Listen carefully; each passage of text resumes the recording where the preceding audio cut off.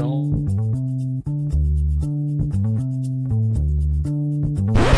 Welcome to Deep Dive Daily. Good morning, Andy. Thursday.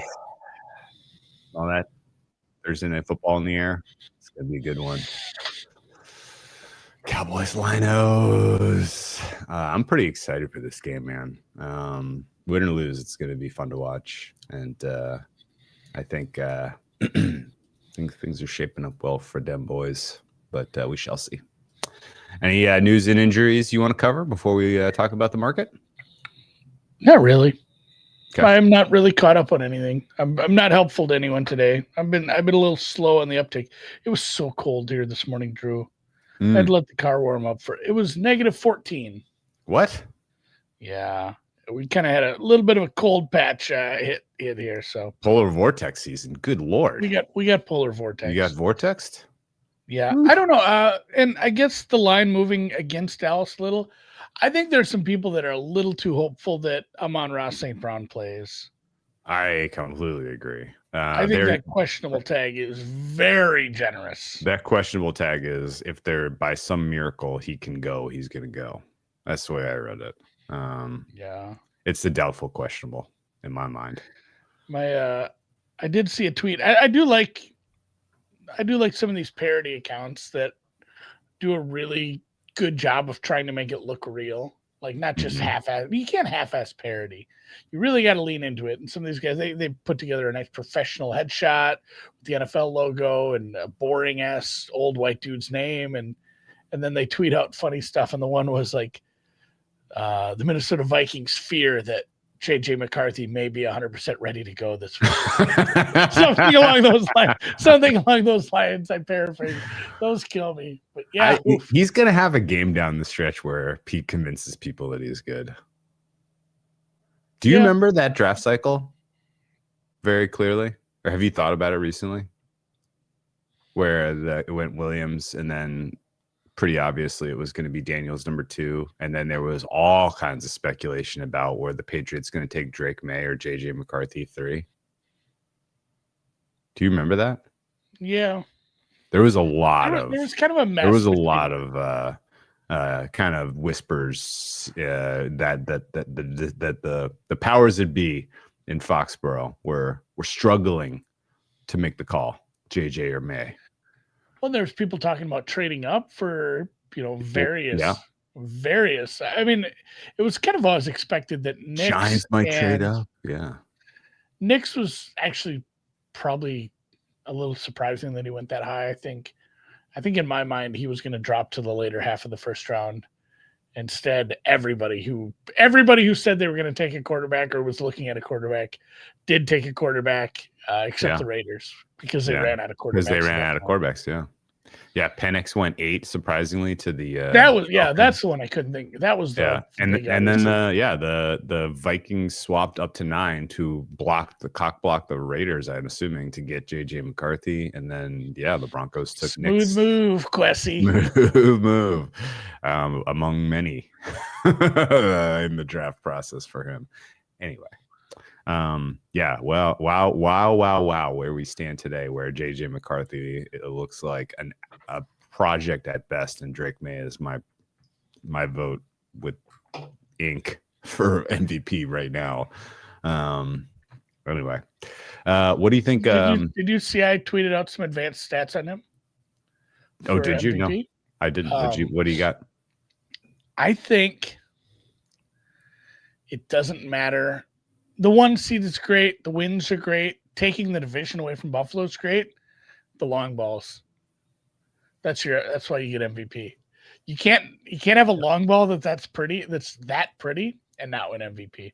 Yeah. Might be the best long ball in the league. Like everything he throws deep is so accurate.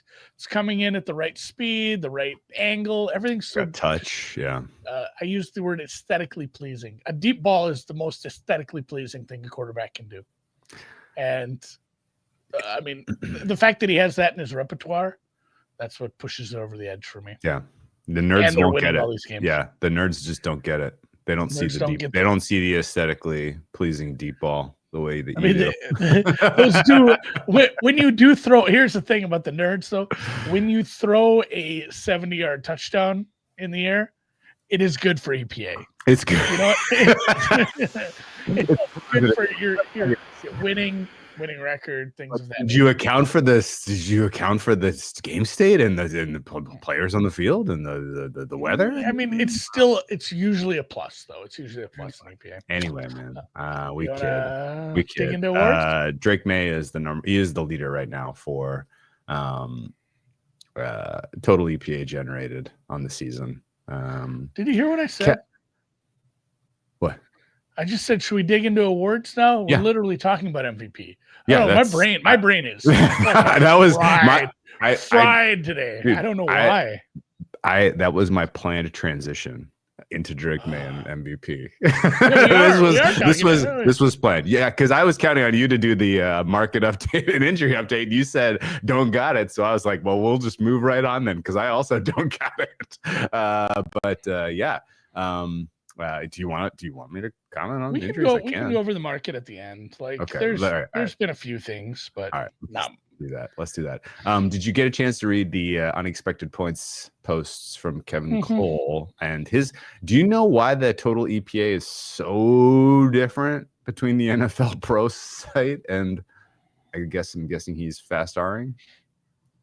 I have no clue. It's really, really different. I mean, like the order is basically the same, but the magnitude is surprisingly different.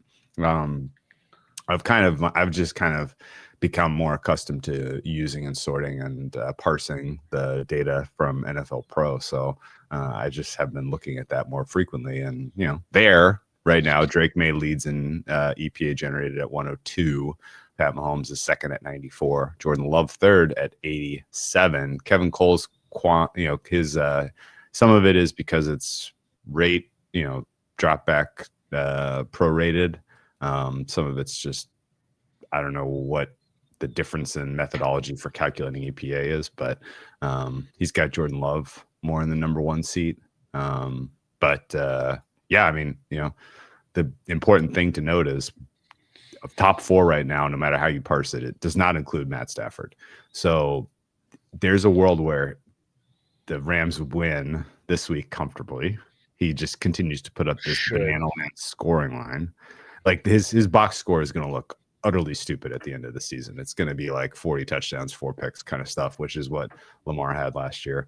But without the complimentary EPA for whatever reason, I think it's because he gets like I don't know. I have theories, but I haven't thought about them enough to air them out yet. But yeah, there's definitely a world where Stafford, has some tailwind from this week. I believe his matchup next week is Lions, and then we get the Seahawks matchup. The Lions and the Seahawks games are going to be high profile. If he stat pads this week and then wins those two, May is going to have to be pretty lossless against Buffalo and Baltimore, I think, to win this. So really kind of a fascinating closing stretch here, and also going to teach us a lot. I think if Stafford wins because of counting stats and not because of EPA, it's going to kind of change my paradigm on the award, because for the last several years, outside of the Lamar Jackson year where he stole it on Christmas, total EPA has been the North Star here. Yeah, and that's the thing too. It's like the joke I just made about Drake May and the 70-yard bomb. Like, I don't know if voters are looking at total EPA. I think it's just so correlated with all the other things they like to look at. Like winning and winning and scoring points and explosive plays and all that. Doing it the way Stafford's doing, it might not matter that he's not in the top 5. If they get the 1 seed in the NFC, if he throws, if it's a 42-5 kind of season, it may not matter. And that said, if Drake May splits those 2 tough games, we'll call them, and they still get the 1 seed, I won't have a guess. I think it'll be a very split card between the 2 men. Yeah. And your guess is as good as mine. It'll be a coin flip, and it'll honestly be, I don't know that anyone else will get first place votes, and it'll kind of come down to, is somebody being an asshole and going like Stafford, Dak, Drake May, or Drake, Jordan Love, Dak, and pushing one of them down on the second and third place votes, because that will hurt them obviously with how they do the voting now. So I'm basically saying, it comes down to high leverage games that we haven't seen played. We have no idea what's going to happen. We have no idea. Exciting. It's exciting that we have a 2-horse race. That said, there's some outsiders with some very real chances. So here's the thing. So you start assigning values and percentages to if they win those games. There is a world where Drake May loses both of those high profile games to the Ravens, to the Bills. And it's just flat out eliminated, even though he could lead an EPA. Yeah. Let's say that the odds of that happening, 20%, something like that. So in that world, there's also a world where the odds of him losing to the Ravens is probably like 20%. Yeah. Okay, we'll put it at 50. I'm kidding. No, I mean, I know that's a tough one it's tough to parse the Ravens right now. Anyway, the point being, in that world, there's also an iteration, a multiverse where Drake May loses those 2 games and the Rams scuffle a little, lose to the Seahawks, don't win the division. And then honestly, there is probably a door open for Cowboys winning the division. We're at the last week of the season, and suddenly it's a 3-horse race with Dakota Rain Prescott.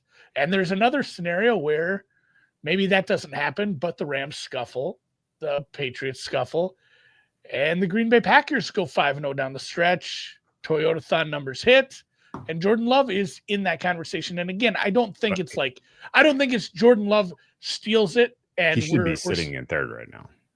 And he's in pole position for scuffle. Yeah, I don't think Dak is. And I think, it's a fun one to steal it from the Eagles too. That's a big storyline. It's the Cowboys. It's taking it away from the Eagles. Either way. So I think if Dak and Jordan Love play well, you're right. Jordan Love is a leg up on Dak right now. But I'm saying both of those things can happen. The more likely one is the Packers run the table down the stretch. Love looks great. He's putting up the sick kind of numbers he's been putting up, the EPA numbers he put up against Detroit, and it continues. And then again, it's not Jordan Love minus 150, the other guy's plus 200, plus 250. Sure. It's a 3-way kind of thing still. Oh yeah. And then again, the cards are a mess, and who knows. Mm-hmm. Okay. But I have some Jordan Love. I like the way you're framing this. And again, this is not meant to be disrespectful. There are a lot of really sophisticated voters in the voting pool, but there's also a lot of dipshits. And the reason that Stafford could ultimately steal this, and it would be a steal in my opinion if he wins, is he has the most aesthetically pleasing top line, like touchdown and interceptions and rating, like the classic stat, the simplest stats. Like, he won the touchdown crown among quarterbacks, and he only had 4 or 5, 6 picks. Like that's amazing, right? That's the old Aaron Rodgers, like, look at the touchdowns, interceptions, like that. There's plenty of that potential, certainly. I think the Patriots wobbling. Non-zero chance, but I don't think they lose both of those games personally. I think they be hard. It's hard to make the case for the Ravens. The chances of them sweeping those games, I think, is better than the chances of them getting swept. And I think 1-1 is pretty huge part of the distribution. That's my opinion. And 1-1 might be enough to keep him as your guy. Stafford, chances of him wobbling, Lions, Seahawks, also real. That feels like 1-1 is a big chunk of the distribution as well, especially like the idea that he might just look bad against the Seahawks again. Like, I kind of want to say that's just going to happen because I have that much respect for the Seahawks defense. And so then you're like, okay, well, if wobble's possible on both of those guys, I do think Jordan Love is your pole position third to take over as favorite. And some of that is he just has to beat the Bears twice, really. I'm not looking past other difficult games they have on the way in. I just know that those are going to be two really high profile games. They basically have a standalone in the afternoon window this week against the Bears. And then that second game against the Bears is going to be all eyes, besides the NFC North. Right. So, yeah, Love should be third, but again, wobble for the Packers. Very, very possible. They just lost some key players on defense. We didn't even really cover it in the Bears handicap, but no Devontae Wyatt here. Quay Walker's a question mark. The Packers defense could all of a sudden look very beatable. Devontae Wyatt is a meaningful loss. Yeah, he's a meaningful loss. And I mean, no one besides Parsons who is available for them to play has been playing very well on defense in the front seven for the Packers this year. Their secondary is fucking sick. Xavier McKinney and Keyshawn Nixon are all pros, in my opinion. But the front seven is beatable. Anywho, so where I want to go with this, very, very, very small chance of this, Charles, the Josh Allen. It's a thing, but he can't do it himself. I don't think he can. No. I don't think he can do it without the Patriots losing another game. Yes. Without him, absolutely. That Patriots game has to be the best game of the 5. He has to absolutely put him on his back, probably score 5 touchdowns combined himself that day. The Patriots need to lose another game. And then, even at that point, there has to be a tiebreaker because they are 2.5 behind right now. I have a 10% chance that the Buffalo Bills get the 1 seed, and that should be the same price as Josh Allen winning MVP. If they get the 1 seed now, when everyone thinks it's just not happening, 10's pretty high, I think. Well, what's your price for them to win the division? Because I'm built into my prices that I'm low on. I'm low on the Broncos getting to 13 wins. I don't think that's happening. Yeah, they have to. I think they have to win out, and they need help. 10% is a little high in my taste. I'll have to go run my stuff, but I don't think I'm there. I think Josh should be like 20 to 1, man. Okay, so here in order of likelihood, Drake May is your favorite. Yes. Drake May wobbles. Stafford is your favorite. Drake May and Stafford wobble. Jordan Love is your favorite. Jordan Love and the Packers wobble. Dak Prescott is your favorite. Cowboys don't actually get into the playoffs. Josh Allen is now in the mix. He's in the mix. Josh Allen and the Bills don't pass the Patriots for the East. I think Patrick Mahomes is still in the mix. Mahomes could do well enough down the stretch and get the Chiefs in. 100-1, yeah. I'm telling you, he would. Is it more than a 1% chance? Yes. Yes, it is. Absolutely, it's more than 1%. If he wins out, if they win out, it's the narrative is definitely it's live. He's doing it, and Josh Allen's 30 to 1. That's probably a fair price, maybe even a little. That's not crazy. It's not crazy. I might add some Josh Allen. That's a fun one. 30 to 1. It's a big number. It's a big number. Maybe you want to cut my percentage in half and say there's a 5% chance the Bills get the 1 seed. That's still better than 30 to 1. That's still 20. It's like 20 it's still better than 30. Yeah. So all said. 19 to 1. Here's my MVP question for you, Andy. You ready? Yes. Over under 2.5 more first place voters. More flipped favorites between now and the death. How many more times do we flip favorite? I think it's under because I think you get one this week for sure. You think it's flipping this week? But what? No, how is that under then? No, I said over. I meant over. I think it's over because I think it's happening in 3 days. In 3 days, blow the doors off on the bye. Arizona, and Patriots don't play. Right. Okay. Josh Allen in the hunt. He's in the hunt. He is in the hunt. Although a loss to the Bengals would hurt certainly. So keep your eyes on. Watch this space. All right. Over 2.5 is probably the right side. Over 3.5. Do we have a new favorite every week for like the next 3 weeks? No. It would take a lot to bounce back and forth. Maybe. Okay.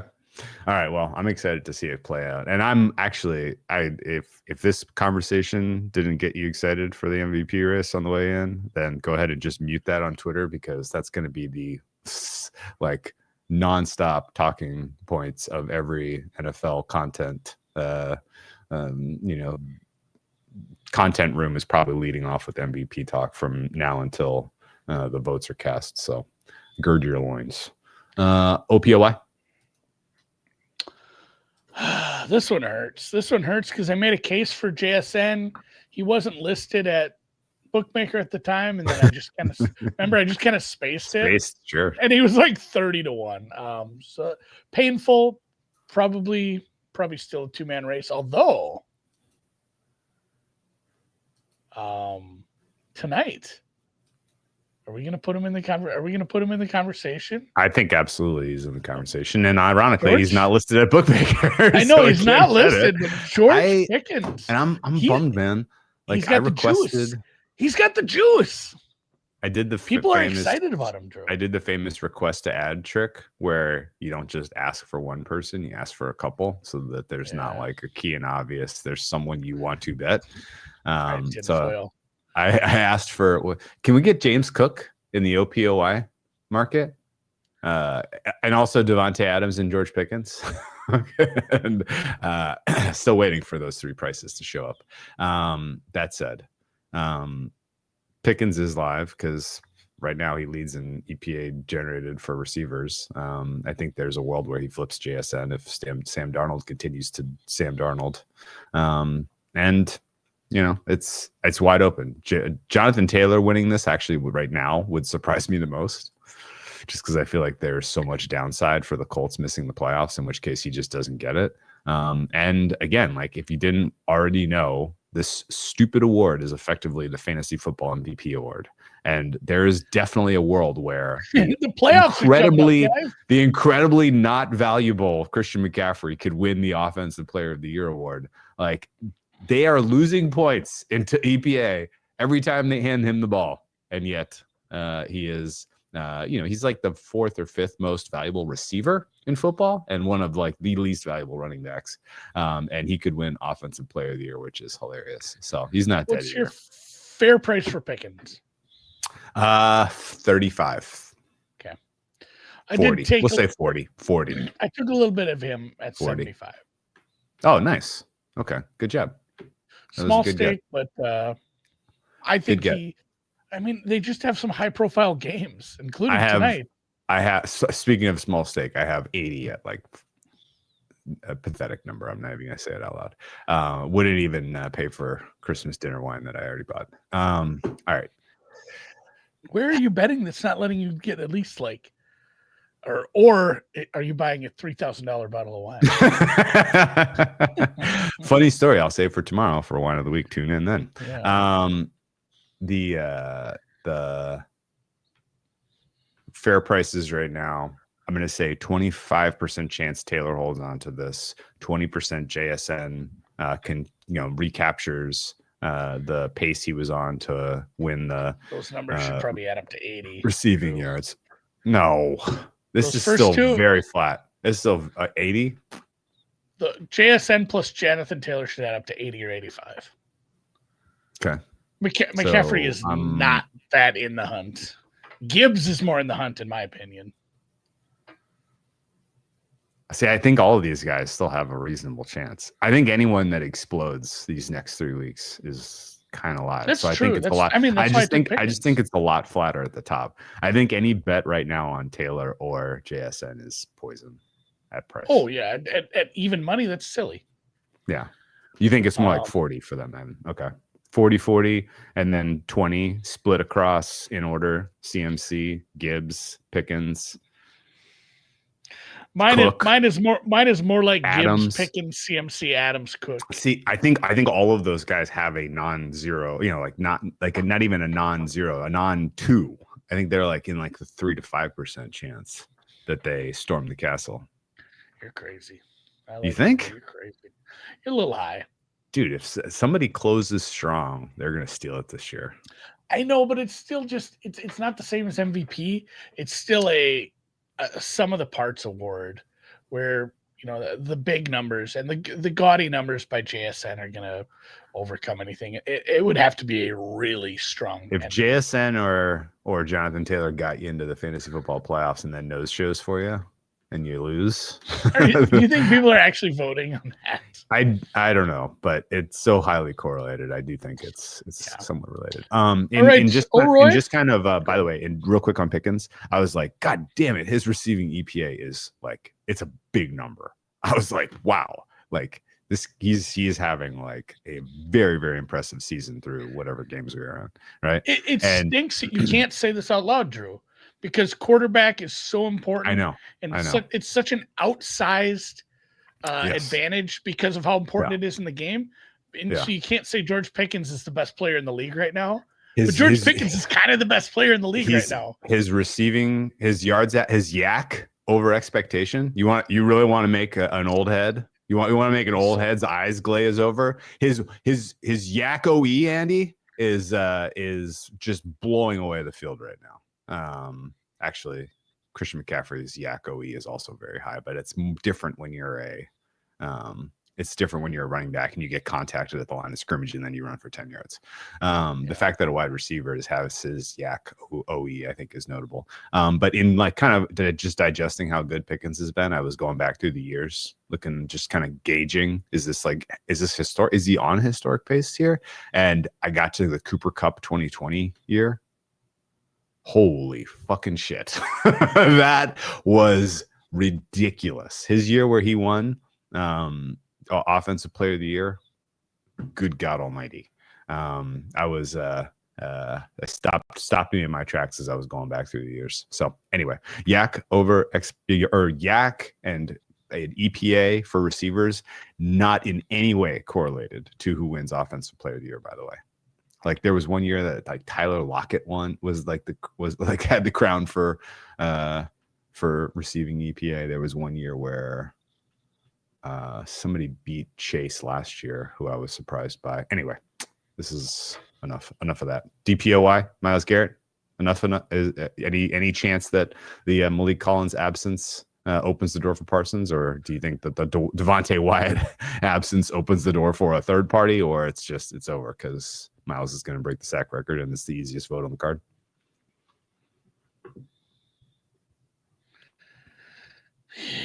Yeah. What was the name of the domino game in Ocean's 11 that Bernie Mac invented? Enough said. Remember that? I do. Man, that is a very niche reference from that very, very well-known movie. Deep. Well, I love not a big part of the movie, but it was important for him to get that game into. Actually, that was like Ocean's 13. I think that was the one with Pacino. R.I.P. Bernie Mac. And that's all I have to say about DPOI. Yeah, I mean the fever pitch around the 5-sack game, around the chase, the hunt, the fact that he has a sizable lead, and the fact that he's just dominant right now. Nobody is probably in a position to catch that without some very wild results. Like what would it take? 12 sacks in 3 games or something for one of those guys? Put themselves back in the race. Not saying something can't happen, but for now, I can't pick which one. Like, which one are you going to pick out of the also rans at this point? Who has the best shot? You can go look at matchups, but that doesn't. Sacks are tough sometimes. They're tough to predict, and yeah. We talked about that with Parsons the whole time when it was like, well, Parsons is, violating tackles, and then quarterback runs right into somebody else's arms. Yeah. Parsons doesn't get a counting stat. He gets a pressure. Good. He got 7 pressures and 1 sack last week, by the way. I'm sorry, 7 pressures and 1 sack for Garrett. My bad. Real quick question for you. Percent chance that Aaron Rodgers follows in Brett Favre's footsteps and lays down Week 17 for the record-breaking sack? That would be very funny. I never even thought of that. Here's why that will never happen, Drew. Because the record will be broken. The record will be broken in Week 15. Yeah. Okay. You saw who they're playing this week, Drew. They're gonna have to chip and triple team that. He gets 2 or 3 this weekend, right? You would think. What's he need? I think he needs what's 4. the ask? I forget. Okay. I don't know. I'm not closely watching, but I think he needs 4. All right, let's move on. Offensive rookie of the year, very, very tough call. Where are you at? Yeah, he has 19 sacks. Again, it depends on kind of how this goes. Carolina, if Carolina fades away, if they get their ass beat off the big win, and Tet doesn't have a big game, he probably fades down a little. Did you realize he had 1 catch last week, and it was the last catch of the game? Yeah, I mean that hell he needed that. Like people with those, he really tickets, did. like, that went from massive. Like to what? That was a big old flipperoonie in on one play. I don't know if Agbuka's kind of trailing off. Warren's still fine. Like it kind of comes down to the last few weeks here. Who's going to have a big game or two? And you'll have to look at schedule wise, but I don't think Tet is a strong favorite considering. At least Dart is still playing the way he plays. Yeah, he's very. I don't know if that's a positive. God, I didn't love that press conference. He kind of came off like a teabag. I'm gonna get hurt. I'm gonna play football or die trying. This ain't soccer. No, it was like the Jeff Brome question: is this or is this not the XFL? Yes.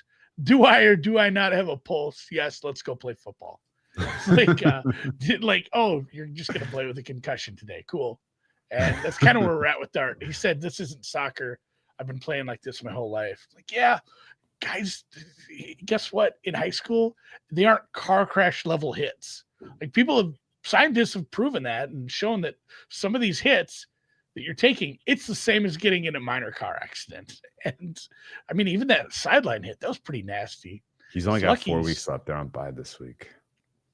Yeah, so maybe market entry is next week on him if you missed out. You feel tune in next week where we make the case to bet Jackson Dart as he goes on a 3-0 run against the Commanders, Vikings, and Raiders. Man, he can. He can. He's plus 275 right now. Watch this space. He's a quarterback. Defense rookie of the year. Do not care. Never had a market. Never will. Schlesinger is minus 725 as he has like 100 tackles. And again, we said this.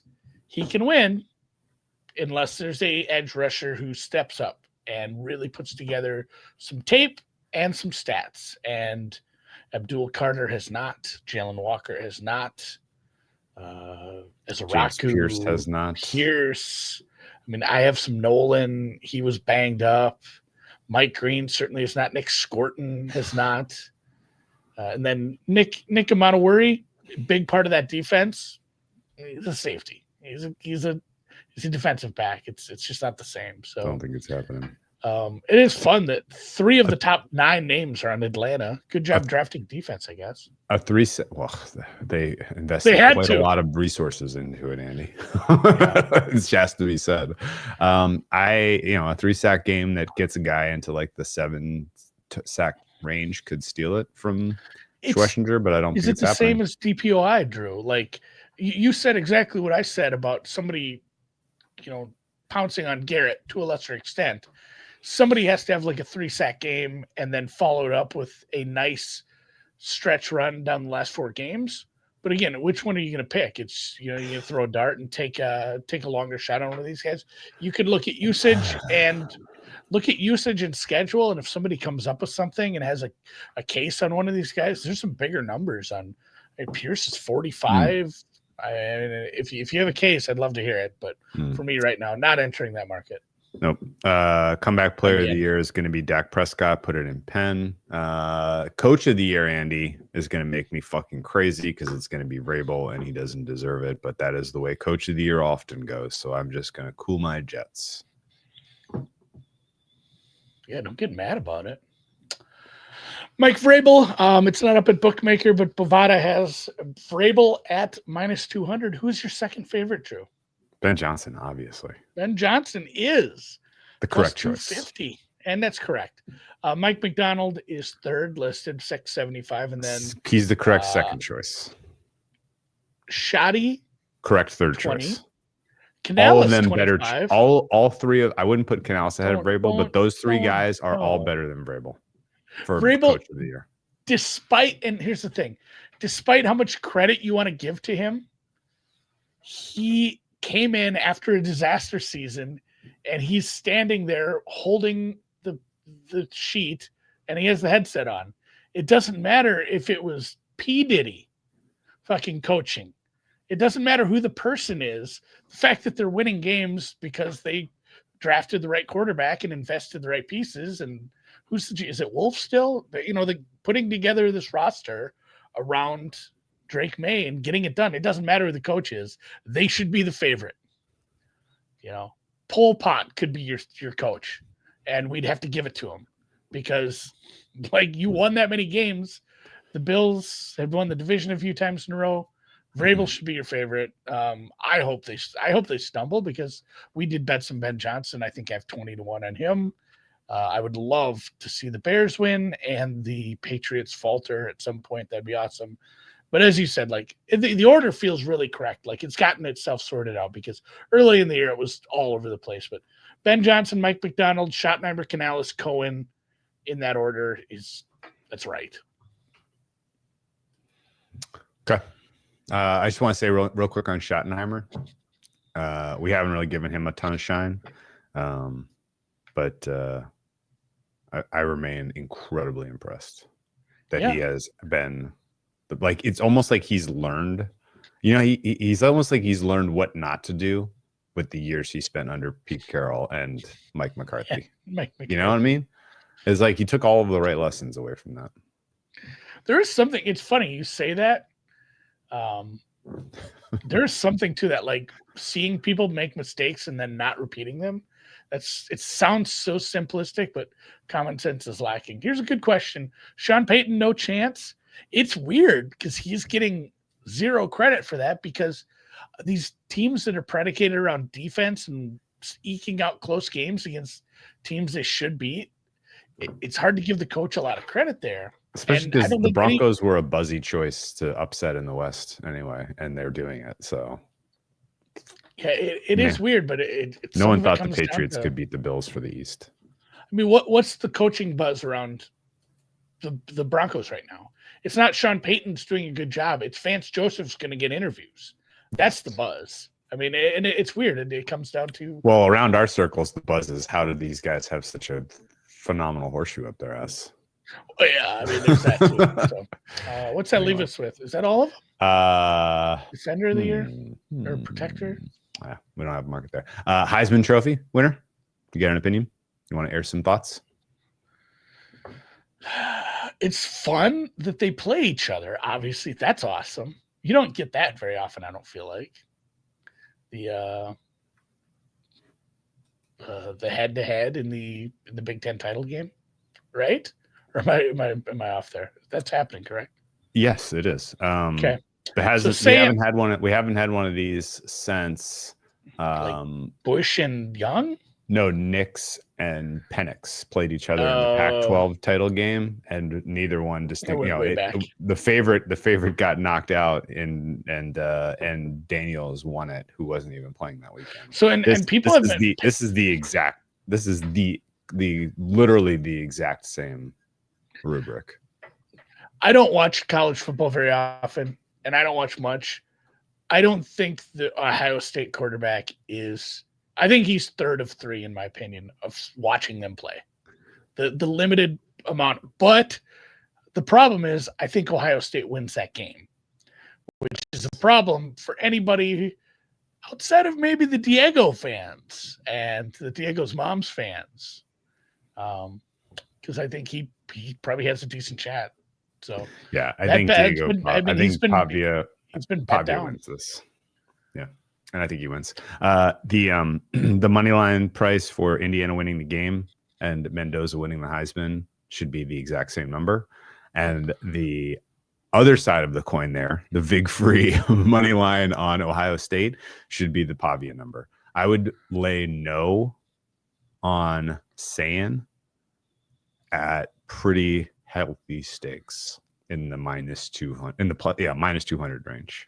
Like, I know it's probably like minus 250 or something like that, but what you just said is exactly where my head is at, which is that Saiyan, and this is no disrespect to Ohio State fans.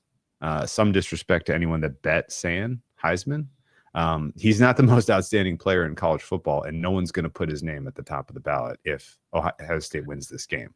Like, it kind of doesn't matter what he does in this game. He's like a Chris Winkie type of candidate, and that kind of player hasn't won since 1999. There's just, his candidacy is just Danny Werfel-esque. He's Danny Werfel-esque. He's it's kind of Matt Leinart-esque, honestly. Like, that's the last time we had that kind of a quarterback win this award. It's just that doesn't happen anymore.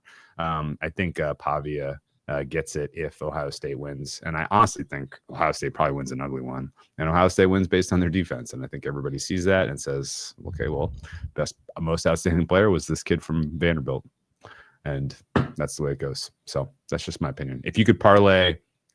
I don't think anyone would write this bet, but it's kind of inversely correlated. Ohio State wins, saying no. Do you think anyone would write that bet? Oh, I'm sure. That's an inverse correlated, right? Yeah. That's the thing. They'd write the bet, but you wouldn't get fair value. It would be the same. Saying they'd give you. Yeah, they just give you straight up parlay odds. So if I requested somebody to write that bet, they would literally be like, "Okay, I'll give you plus 190," which is Pavia plus 190. Yeah, you'd probably get the Pavia number. Get Dave Mason on the phone. Dave Mason, please grade my Travis Hunter to win both offensive and defensive rookie of the year award. A loser. Take that $10. Jags might make the playoffs with no contribution from the guy they gave up their future for. Yeah, in hindsight. Wow. The Browns, if the Browns weren't strapped with this absolute albatross of a quarterback room, it's crazy because they made some good moves of late. They have a good GM outside of one horrific decision. Man, it's rough. Yeah, Charles, the AI bot there, not taking my calls. Yeah, the BM BM doesn't have a hashtag "What's your wager" kind of thing. It's harder to get. It is a lot harder to get them to list stuff. They're less inclined to lean into the social side of things. All right, let's kill it. Good job, great show. Go Cowboys. We'll see you at halftime. How about them? And I hope we get to say that at the start of halftime show. I don't even want to. How about them boys? I want 20. No. Give me 28-3 at half, and we can just freaking. I'll get my cowboy hat out. I'll have a full on get up. Oh yeah, absolutely. Cannot wait.